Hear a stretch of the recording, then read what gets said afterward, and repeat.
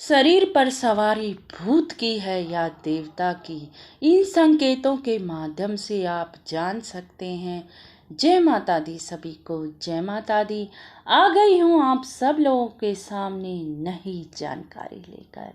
अगर चैनल पर नए हो तो जरूर से सब्सक्राइब कर लेना जी, क्योंकि मैं इस चैनल पर आपको पूजा पाठ संबंधी ज्ञान देती हूँ जी।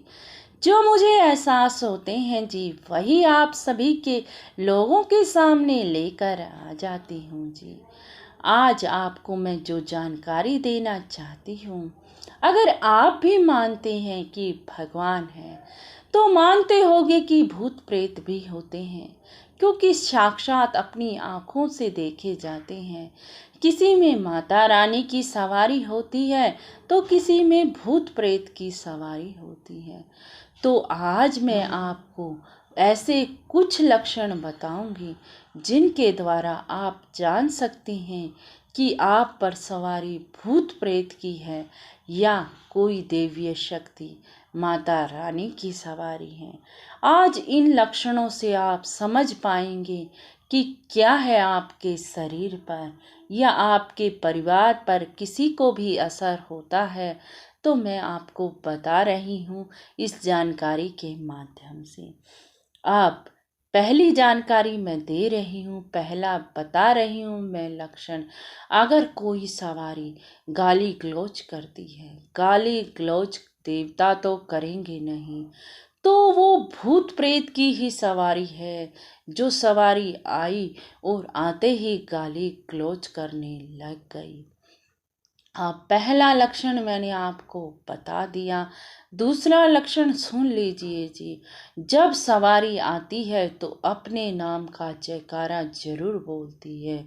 सवारी आई किसी देवता की और उसने अपना जयकारा ना बोला तो आप मान लीजिए कि वह देवता की सवारी नहीं है, वह किसी भूत प्रेत की सवारी है।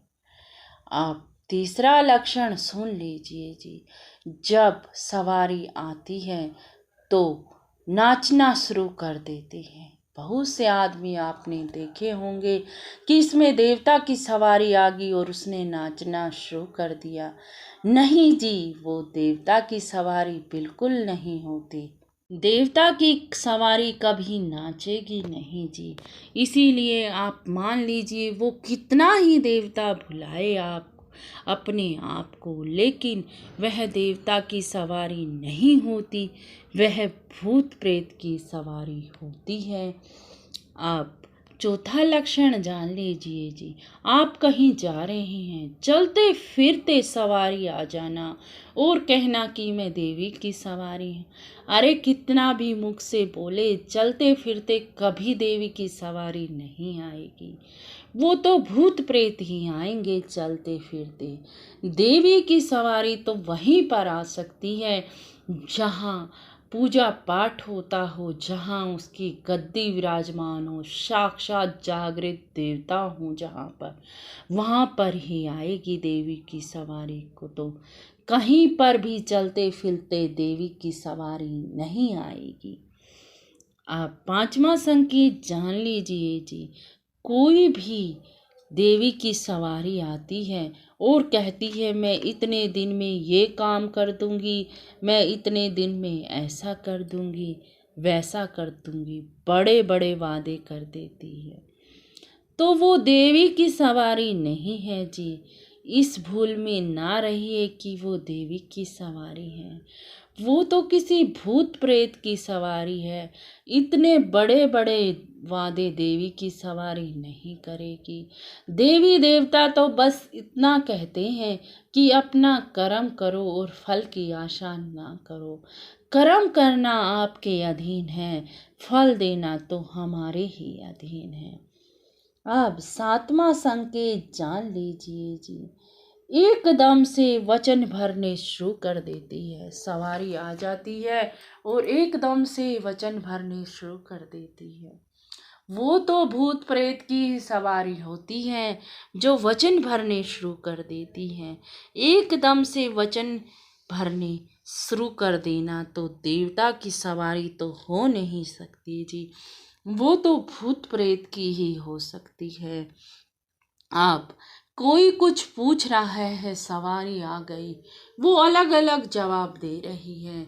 बस कुछ ऐसे जवाब दे रही है जो हम सोच भी ना पाए। जिस बार अलग बार जैसे ही हम पूछते हैं तो हर बार अलग अलग जवाब देती है। तो वो किसी देवता की सवारी नहीं है। वैसे भी सवारी आ जाती है भूत प्रेत की, वो सोचती है कि मुझे पूजे, तो वो देवता बनकर ही बोलती है। इस बात का आप ध्यान रखना।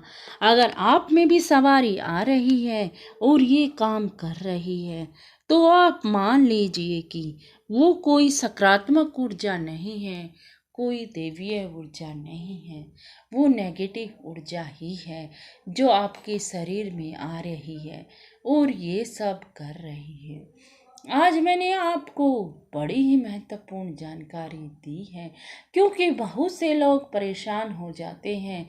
घर में सवारी आने लग जाती है, कोई कहता है गुरु बना ले, कोई कहता है चौकी लगा ले, कोई कुछ और कोई कुछ, सबके अलग अलग जवाब होते हैं। और कोई सिद्ध भक्त सिद्ध गुरु तो जी बहुत ही कम है इस संसार में, बहुत ही कम मिलते हैं। इसीलिए आज मैंने जो जानकारी दी है इसके द्वारा आप घर में ही समझ सकते हैं कि जो भी सवारी आ रही है वह भूत प्रेत की है या देवता की। आपको जानकारी कुछ पसंद आई हो, कुछ अच्छी लगी हो तो कमेंट में जय माता दी लिखना ना भूलना जी। फिर मिलती हूँ नई जानकारी के साथ, चलती हूँ। जय माता दी, जय माता दी, जय माता दी।